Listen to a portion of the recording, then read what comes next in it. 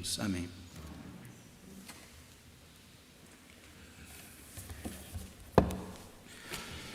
Convido você a permanecer com a Bíblia aberta no livro do profeta Isaías, capítulo 40. Nós vamos estudar hoje os versículos 1 e 2 do capítulo 40 do profeta Isaías. Portanto, vamos ler e queria que você mantivesse a sua Bíblia aberta neste capítulo.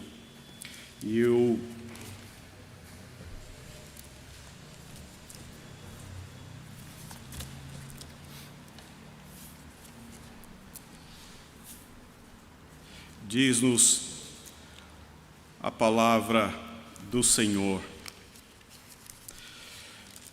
Consolai, consolai o meu povo, diz o vosso Deus.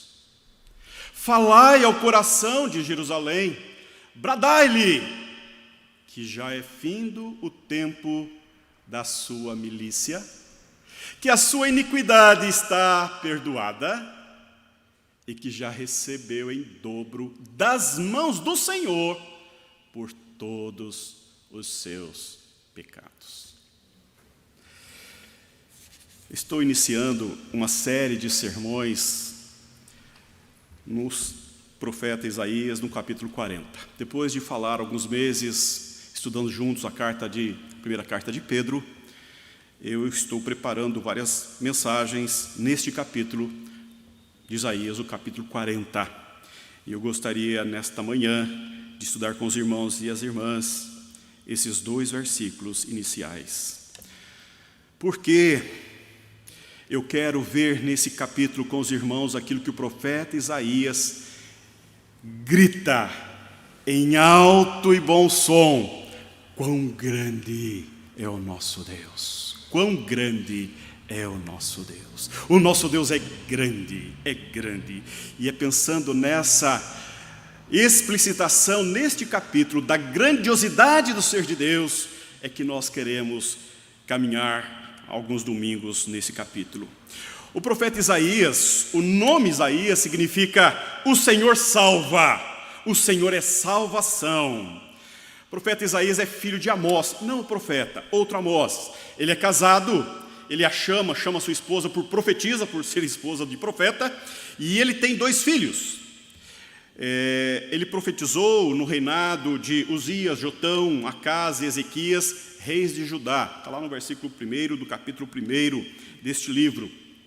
O livro do profeta Isaías é um dos livros mais importantes, se não de toda a palavra, mas especialmente do Antigo Testamento.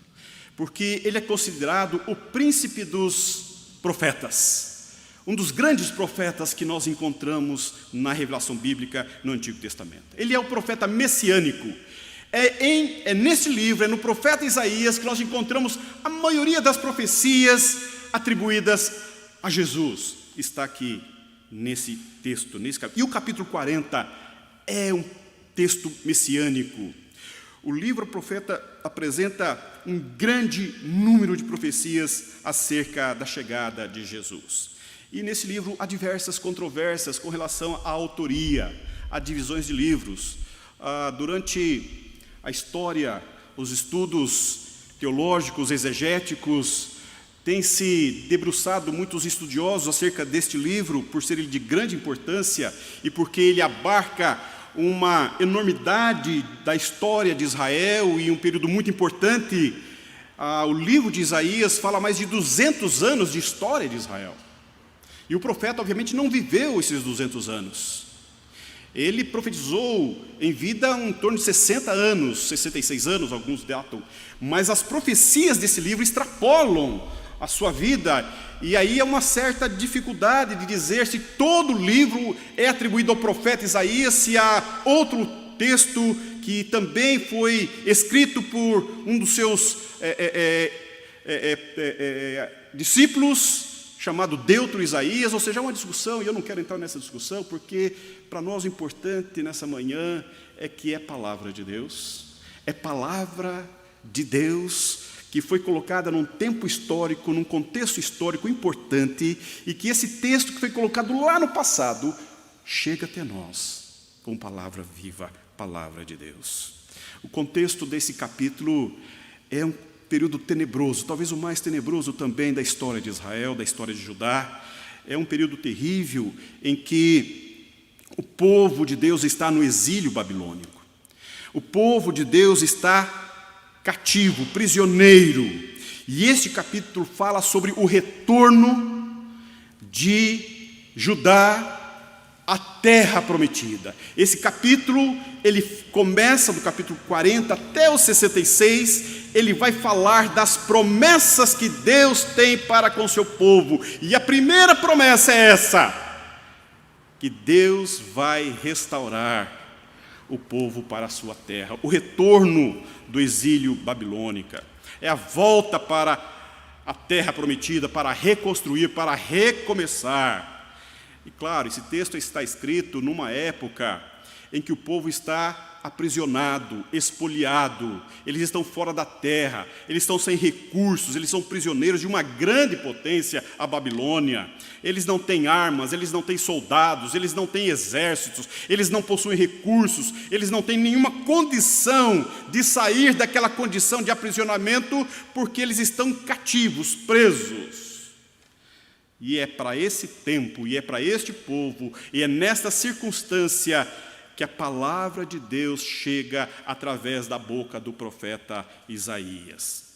E você sabe que o exílio durou 70 anos. Foram 70 anos que Deus impôs de castigo, uma dura disciplina que Deus impôs ao povo do Senhor nesse tempo em que ficou na Babilônia.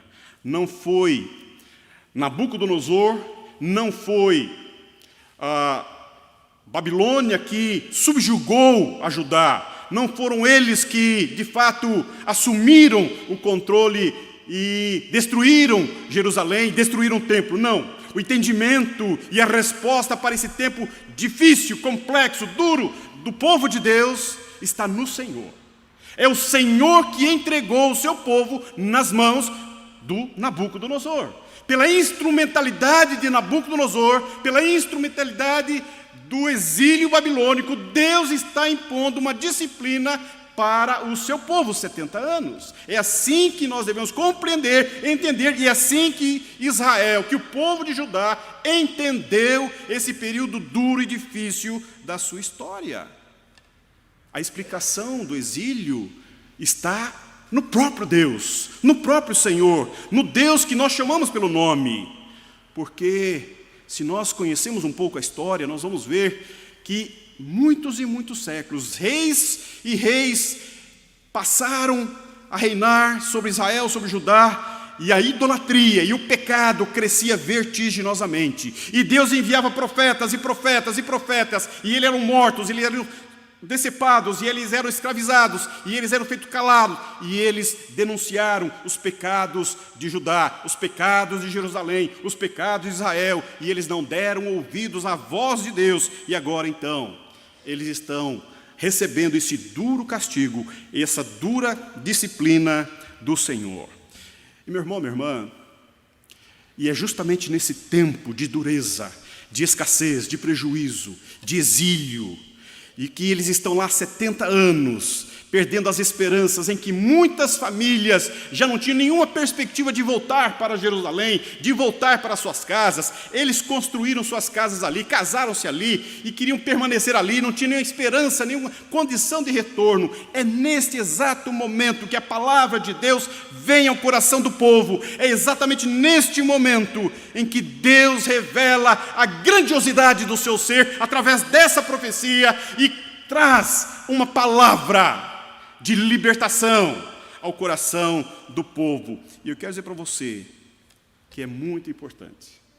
Como é importante nesse tempo em que nós estamos ouvindo tantas vozes, em que nós estamos lidando com situações tão acima das nossas possibilidades de entendê-las, de compreendê-las, de discernir os nossos tempos, ouvir a voz de Deus. É nesse tempo de escassez, de dureza, de sentimento de pequenez do povo, que Deus traz essa palavra. E essa palavra, no profeta Isaías, no capítulo 40, ele fala, em primeiro lugar, da misericórdia de Deus. Da misericórdia de Deus. Eu quero dizer para você que, quando Isaías vai falar da grandiosidade do ser de Deus, ele poderia começar a falar, por exemplo, do seu poder, da sua glória, da sua majestade.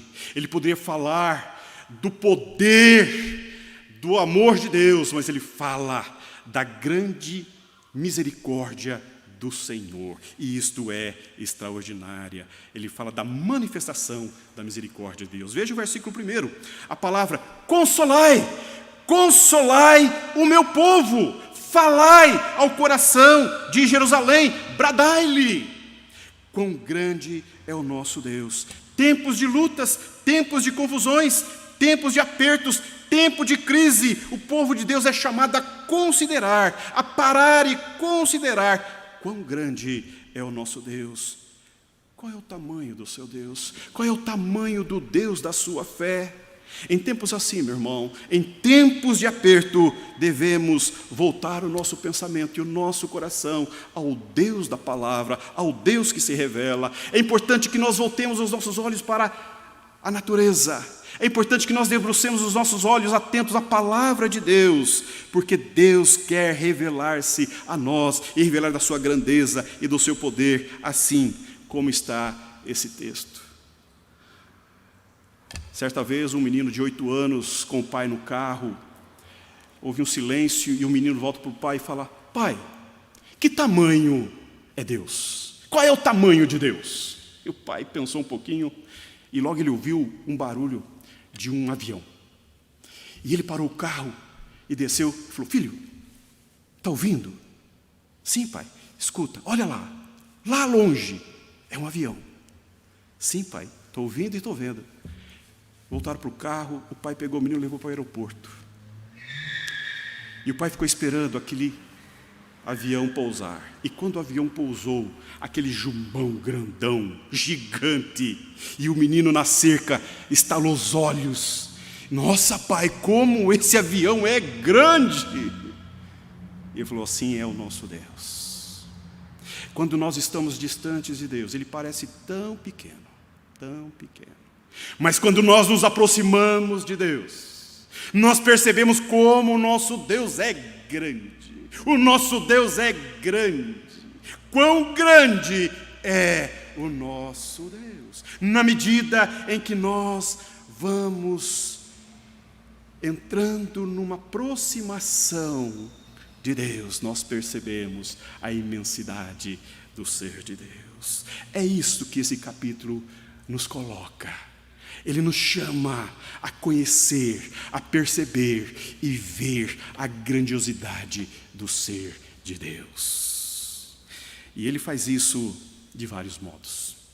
Ele faz isso de modo comparativo. Veja, por exemplo, ele vai fazer uma série de perguntas, e todas as perguntas são retóricas, e elas têm a única resposta, e a única resposta é ninguém. E as perguntas são estas: quem mediu as águas na concha da mão? Ninguém. Quem mediu a palma os céus? Quem recolheu o pó da terra num terço de 22 litros? Quem pesou os montes da terra em balança romana? Quem mediu os outeiros em balança de precisão? Quem guiou o Espírito do Senhor? Quem foi o seu conselheiro? Quem ensinou o Espírito do Senhor? Ninguém, ninguém, ninguém. Ele fala das águas no oco da mão. Ele está falando de todas as águas do oceano, dos rios, dos mares, de todo o universo. Ele fala: quem pode colocar toda a água no oco de sua mão, de uma das mãos? Quantos mililitros cabem no oco da sua mão? Quantos? Na minha cabe muito pouco. Nenhum ser humano, nenhuma criatura, nem anjos, nem arcanjos podem abarcar no oco da mão todas as águas do universo, da terra. E ele fala: o nosso Deus mediu a palmo. O nosso Deus coloca todas as águas às suas mãos. Não há ninguém. Deus é incomparável. Deus é incomparável. E nos versículos 15, 16 e 18, ele vai dizer: eis que as nações são consideradas por ele como um pingo que cai de um balde e como um grão de pó na balança. As ilhas são como pó fino que se levanta. Todas as nações são perante ele como coisa que não é nada. Ele as considera menos do que nada, como um vácuo. Com quem comparareis a Deus? A pergunta do profeta. Ou que coisa semelhante confrontareis com Ele? A grandeza de Deus se destaca a partir desse grandioso texto. E esta profecia é messiânica, e tudo que está nela está aplicado em Jesus Cristo. Aquilo que ele fala aqui para aquele povo, naquele contexto, também serve a você e a mim em nosso contexto. Por isso que ele vai dizer: consolai, consolai o meu povo, diz o Senhor. Bradai-lhe, falai-lhe ao coração. Veja que essas palavras que Deus traz, ele fala de palavras urgentes. Consolai, consolai. A repetitividade implica na urgência, na necessidade rápida de comunicar. Ele está cheio de misericórdia, de compaixão. O nosso Deus revela aqui a misericórdia, a grande misericórdia que ele tem com este povo, que cometeu grandes pecados contra ele. Agora ele diz: acabou. Bradai-lhe, consolai, consolai. Ele está chamando todos os profetas a não mais denunciar, a parar com as vozes de denúncia, a falar de palavras de consolo, de conforto ao coração do povo. Fala ao coração de Jerusalém. Ô meu irmão, ô minha irmã, que palavra abençoada Deus traz nesse contexto em que o povo está desolado, está perdido, pensando que já alguém se esquecido deles. Agora Deus traz esta palavra de misericórdia, dizendo: consolai, consolai, falai-lhe ao coração. Bradai-lhe, essa expressão bradai-lhe é uma expressão de urro, de alegria. Bradai-lhe, falem, gritem, que todos ouçam, ecoem pela terra. Consolem o meu povo. E o que é o conteúdo dessa misericórdia? Qual é o conteúdo desse consolo? É isto que eu quero ver com você nesta manhã, aqui no versículo 2. Em primeiro lugar, o consolo de Deus através dessa fala ao coração de Jerusalém, e esse brado de esperança, é que a finitude da disciplina. Em primeiro lugar, a misericórdia de Deus se revela pela finitude da disciplina. Veja o versículo 2: bradai-lhe, que já é findo o tempo da sua milícia. Acabou o cativeiro, encerrou o tempo do castigo. É o fim da disciplina. Deus está trazendo essa palavra de esperança, essa palavra de alegria, essa palavra de júbilo. Ele está dizendo: terminou, acabou, encerrou. Daqui para frente, vocês agora não serão mais aprisioneiros, não serão mais aprisionados. Acabou o tempo da disciplina. Deus está proclamando que a grandeza de sua misericórdia revela a finitude da sua disciplina para aquela geração. O que Deus está dizendo aqui é grandioso. Ele está dizendo: chega, acabou, encerrou. E aqui, meu irmão, minha irmã, há um padrão bíblico para esta palavra do Senhor. Em toda a revelação bíblica nós encontramos, em momentos específicos, Deus está dizendo: acabou, chega, encerrou, vamos virar essa página.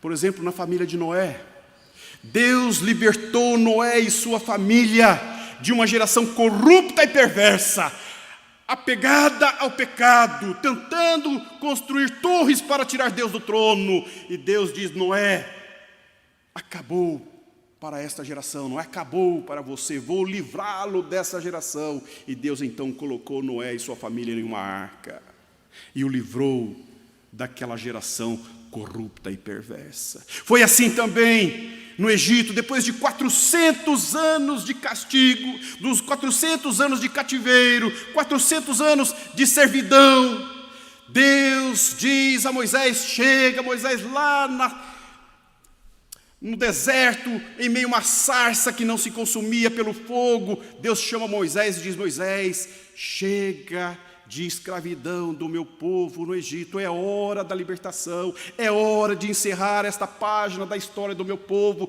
vamos virar essa página, chega de Egito, vamos para a terra prometida, a terra que mana leite e mel. É assim também com a nossa conversão, não é? Há momentos e há circunstâncias e há tempos em que Deus permite o mal na vida do povo. Há momentos em que Deus permite que as circunstâncias tragam prejuízo. E muitas vezes é pela disciplina de Deus, outras vezes pela dureza do coração, outras vezes é para trazer-nos ensinamentos profundos acerca da grandiosidade do ser de Deus. Mas esse tempo é um tempo definido, é um tempo exato da parte de Deus, como nesta circunstância.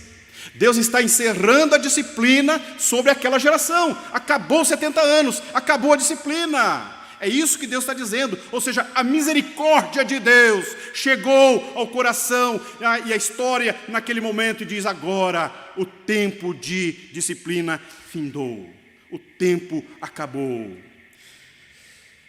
Nós entendemos que Ele nos tirou do império das trevas e nos transportou para o reino do Filho do seu amor.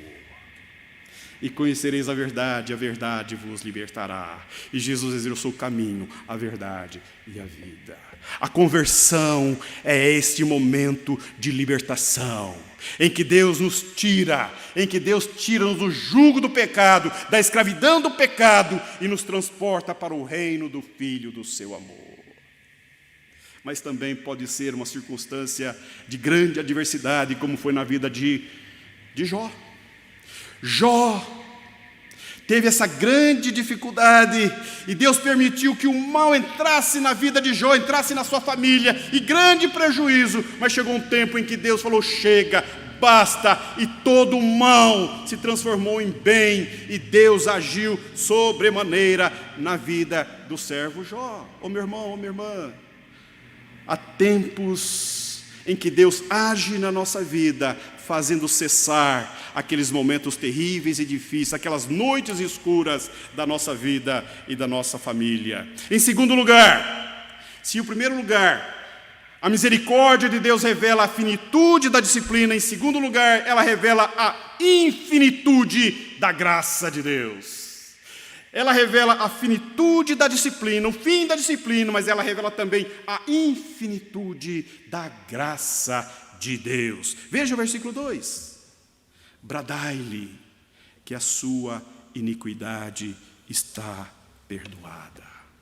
A sua iniquidade está perdoada. Qual é a iniquidade daquela geração? Qual é a iniquidade daquele povo? Por que eles foram para o exílio? Porque eles estão na Babilônia.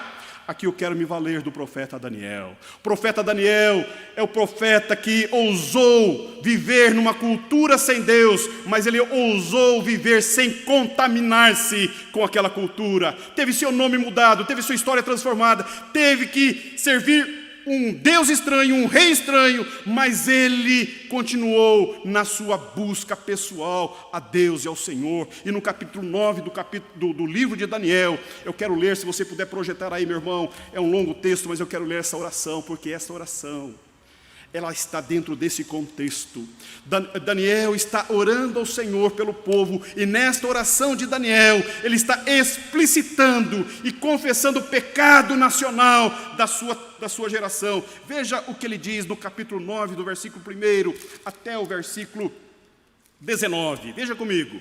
No primeiro ano de Dario, filho de Assuero, da linhagem dos Medos, o qual foi constituído rei sobre o reino dos caldeus, no primeiro ano do seu reinado, eu, Daniel, entendi pelos livros que o número de anos de que falara o Senhor ao profeta Jeremias, que havia de durar as assolações de Jerusalém, era de 70 anos. Voltei o rosto ao Senhor Deus, para buscar com coração, com oração e súplicas, com jejum, pano de saco e cinza. Orei ao Senhor, meu Deus, confessei e disse: ah, Senhor, Deus grande e temível, que guardas a aliança e a misericórdia para com os que te amam e guardam os teus mandamentos. Temos pecado e cometido iniquidades, procedemos perversamente e fomos rebeldes, apartando-nos dos teus mandamentos e dos teus juízos. E não demos ouvidos aos teus servos, os profetas, que em teu nome falaram aos nossos reis, nossos príncipes e nossos pais, como também a todo o povo da terra. A ti, ó Senhor, pertence a justiça, mas a nós o curar de vergonha. Como hoje se vê aos homens de Judá, aos moradores de Jerusalém, todo Israel, quer os de perto, quer os de longe, em todas as terras, por onde os tem lançado, por causa das suas transgressões que cometeram contra ti. Ó Senhor, a nós pertence o curar de vergonha, aos nossos reis, aos nossos príncipes e aos nossos pais, porque temos pecado contra ti. Ao Senhor nosso Deus pertence a misericórdia e o perdão, pois nós nos temos rebelado contra Ele e não obedecemos à voz do Senhor nosso Deus para andarmos nas suas leis que nos deu por intermédio de seus servos, os profetas. Sim, todo Israel transgrediu a tua lei, desviando-se para não obedecer à tua voz. Por isso a maldição e as imprecações que estão escritas no livro de Moisés, servo de Deus, se derramaram sobre nós, porque temos pecado contra ti. Ele confirmou a sua palavra que falou contra nós e contra os nossos juízes que nos julgavam, e fez vir sobre nós grande mal, porque nunca debaixo de todo o céu aconteceu o que se deu em Jerusalém. Como está escrito na lei de Moisés, todo este mal nos sobreveio, apesar disso, não temos implorado o favor do Senhor nosso Deus, para nos convertermos das nossas iniquidades e nos aplicarmos à tua verdade. Por isso, o Senhor cuidou em trazer sobre nós o mal e o fez vir sobre nós, pois justo é o Senhor nosso Deus em todas as suas obras que faz, pois não obedecemos à sua voz. Na verdade, ó Senhor nosso Deus, que tiraste o teu povo da terra do Egito com mão poderosa e a ti mesmo adquiriste renome, como hoje se vê, temos pecado e procedido perversamente.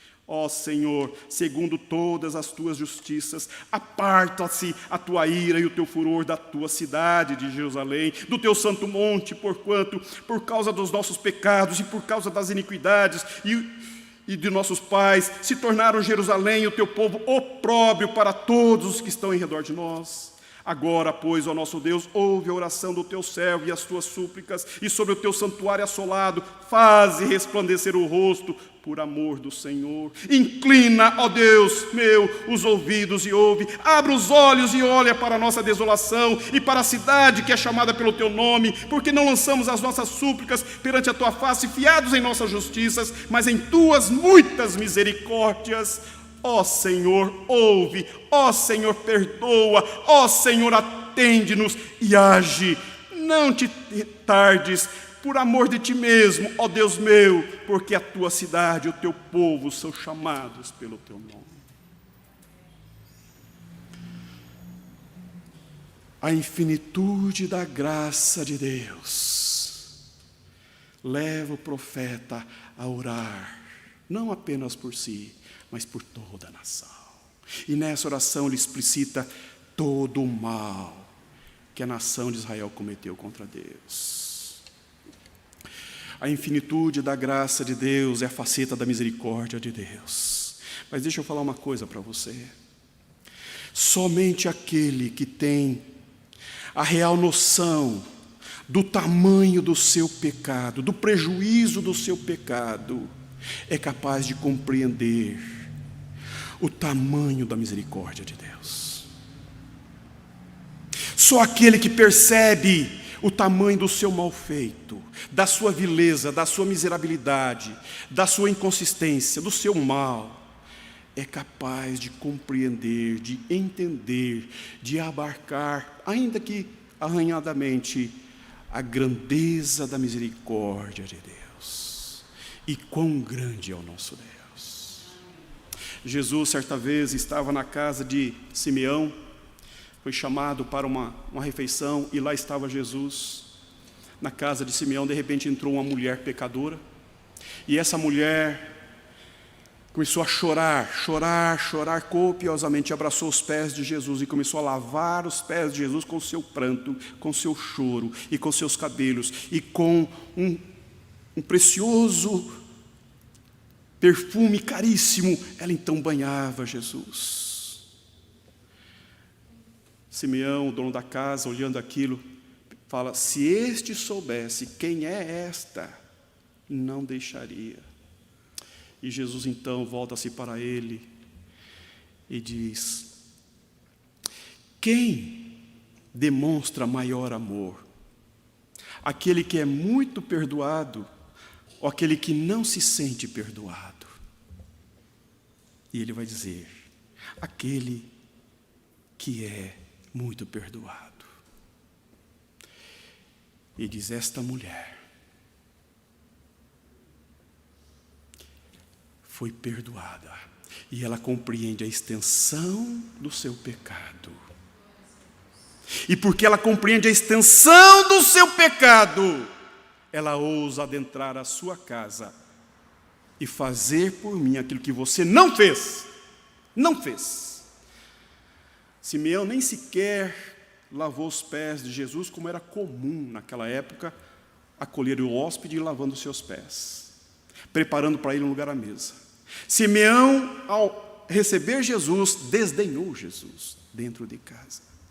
E esta é a grande tragédia, quando nós não compreendemos, quando nós não damos conta da nossa vileza, da nossa precariedade, do nosso mal, do quanto, muitas vezes, o modo como nós vivemos agride, violenta, quer aviltar a santidade de Deus, o nosso Deus, a quem chamamos pelo nome. E damos de dedo, e damos de costas, e fazemos: e daí? Sou assim mesmo. Eu sou Gabriela, sou assim, vou ser sempre assim, vou morrer assim, e daí? Esta é a grande tragédia. Quando nós não reconhecemos o nosso pecado, a nossa miserabilidade, nós não conhecemos a misericórdia de Deus. É isto que Deus está falando para eles. Deus está dizendo: diga para esta geração que a sua iniquidade está perdoada. Isto é misericórdia, isto é graça, isto é favor imerecido, isto é dom, isto é um coração escancarado, que apagou as iniquidades, que não tem mais memória, que não registra mais os pecados de outrora. Tudo está perdoado. Nessa manhã vamos participar da mesa do Senhor.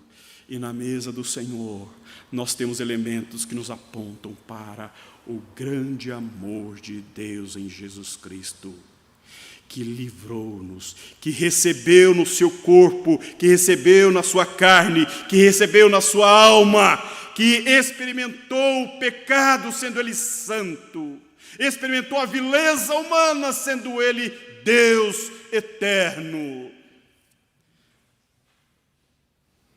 A misericórdia de Deus, como diz Lamentações, é a causa de não sermos consumidos. Ela se renova sobre nós a cada manhã. E Ele vai dizer: grande é a sua misericórdia. Oh, meu irmão, nessa manhã, quando nós estamos aqui, nesse culto de adoração, em que nós podemos falar com Deus livremente, em que nossa vida pode ser passada a limpo, tratada, curada, restaurada, encaminhada, reencaminhada, porque Ele é o Deus que perdoa todas as nossas iniquidades, cada uma delas e todas elas. Este é o Deus do profeta Isaías, do capítulo 40, que fala da grandiosidade do ser de Deus, falando da sua misericórdia, dizendo: bradai-lhe, bradai-lhe, que já é o fim da sua milícia, do seu aprisionamento, bradai-lhe, dizendo que o seu pecado, que a sua iniquidade já foi perdoada. E em terceiro lugar, Ele revela a amplitude do amor de Deus. Se a misericórdia de Deus, nesse texto, fala sobre a finitude da disciplina e fala da infinitude da graça revelada, agora ele fala da amplitude do amor. Amplitude do amor. Bradai-lhe que já recebeu em dobro das mãos do Senhor por todos os seus pecados. Que palavra maravilhosa de misericórdia Deus está dando àquela geração. Deus está dizendo: pronto, definitivamente acabou. Acabou, porque vocês já receberam em dobro das mãos do Senhor. Isso me chama a atenção. Receberam em dobro das mãos do Senhor por todos os seus pecados. A figura aqui é de um pai. É de um pai que disciplina, que corrige, porque ama. E porque ele disciplina, ele corrige. E chega uma hora em que ele fala: basta, chega, já é o suficiente. Não precisa mais. Vocês já receberam mais do que mereciam. Mais do que devia, já passou da medida. Isso não é justiça, isso é misericórdia. É um olhar cheio de compaixão, de ver a miserabilidade, a tragédia, a vileza de um povo cujo coração dele está no povo, cujos pensamentos estão no povo. Ele chega, já basta, é o suficiente. Se nós, como bons leitores da Bíblia, lermos todos os profetas e percebermos tanta sucessividade de reis, tanto em Israel quanto em Judá, a gente fica estupefato de ver um prodigioso crescimento do mal, do pecado na vida do povo. Um abandono, um aviltamento dos processos religiosos. Os pais entregando seus filhos para sacrifícios. Israelitas entregando seus filhos para sacrifícios a deuses Moloque. Uma desgraça se abateu sobre aquele povo e Deus disciplinou aquele povo, mas agora essa palavra misericordiosa vem: basta, chega, já receberam em dobro. Para mim essa conta não fecha. Essa conta não fecha. Como assim receberam em dobro? Porque Romanos diz que o salário do pecado é a morte, e eles ficaram 70 anos. Nós merecemos a morte pelo nosso pecado. Você sabe que misericórdia e graça, teologicamente a gente pensa diferente do que é misericórdia do que é graça, mas na verdade são facetas da mesma moeda, não é? Você sabe que misericórdia é quando Deus não nos dá aquilo que nós merecemos. Isso é misericórdia. E graça é quando Deus nos dá aquilo que nós não merecemos. Graça e misericórdia, facetas da mesma moeda. Nós só entendemos isso aqui porque esse texto é messiânico. E Jesus está nesse texto. E Jesus está aqui. E Deus está dizendo: vocês já receberam. Vocês já receberam, porque o meu filho, o cordeiro que eu enviei, ele pagou a dívida, ele quitou a dívida, ele cumpriu suficientemente na sua carne o pecado que estava sobre vocês. Ô meu irmão, minha irmã, deixa eu falar uma coisa para você. Talvez a gente não consiga mensurar quão duro foi para o Pai, para a Trindade, enviar Jesus Cristo como bebê, como ser humano, como servo, como aquele que vai morrer a morte vicária. Talvez nós não compreendamos a extensão da misericórdia e da graça de Deus, do poder amoroso desse Deus grandioso na obra vicária de Jesus. Porque isso não tem a ver com o tempo na cruz, não tem a ver apenas com as horas que ele ficou na cruz pendurado, não tem a ver apenas com os pecados que encharcaram o seu corpo, encharcaram a sua alma, não tem a ver apenas com esse momento, mas tem a ver com toda a sua trajetória, tem a ver com todo o seu nascimento humilde, com todo o seu tempo de viver entre os homens, porque tem a ver com a sua dignidade. Com a dignidade daquele que é santo, incorruptível, imaculado, que foi encharcado marcado pelo seu e pelo meu pecado do passado, do presente, e aqueles que ainda não cometemos, Deus já nos perdoou em Jesus Cristo. Queremos conhecer quão grande é o nosso Deus, precisamos considerar a afronta que é a nossa vileza de vida diante do Santo de Israel. Aí nós vamos começar a entender quão grande é o nosso Deus, quão grande é o nosso Deus. Talvez nessa semana da pátria é tempo de ir às ruas, como estão nos conclamando, não é, pela nossa liberdade, e aqueles que podem devem ir, não é? Mas, sobretudo, meu irmão, minha irmã, é tempo de dobrarmos o joelho e clamarmos por perdão. Se o meu povo, que se chama pelo meu nome, orar e me buscar e se converter dos seus maus caminhos, eu ouvirei dos céus, perdoarei os seus pecados e sararei a sua terra. Quão grande é o nosso Deus! O Brasil não está nas mãos da esquerda e nem da direita. O Brasil não está nas mãos do STF, do presidente, do Congresso. O Brasil tem que estar nas mãos do Senhor. A nossa vida, o nosso futuro, a nossa família, a nossa igreja, o cristianismo não está amarrado por nenhuma outra força que não seja o poder do Deus que é grandioso, misericordioso. É hora de nós voltarmos, como diz o profeta, põe a boca no pó, quem sabe haja esperança. Eu convido você, meu irmão, eu convido você, minha irmã, a orar, a clamar por você, a clamar por misericórdia, não por justiça. Se for clamar por justiça, estamos perdidos, não é? Misericórdia, misericórdia, para que sejamos sarados, curados, restaurados, vivificados, transformados. Quem sabe a hora que Deus está dizendo para você, basta aquela tragédia na sua família, basta daquela doença, daquela enfermidade, basta daquela situação que está corroendo o teu peito, basta, chega, novo tempo vem para você. Quem sabe é nesse tempo que Deus quer restaurar, transformar, modificar as estruturas da tua vida, meu irmão. Boca no pó, palavra de misericórdia. Eu quero convidar você a orar silentemente, preparando-nos assim para a Santa Ceia. Oremos enquanto ouvimos uma boa canção.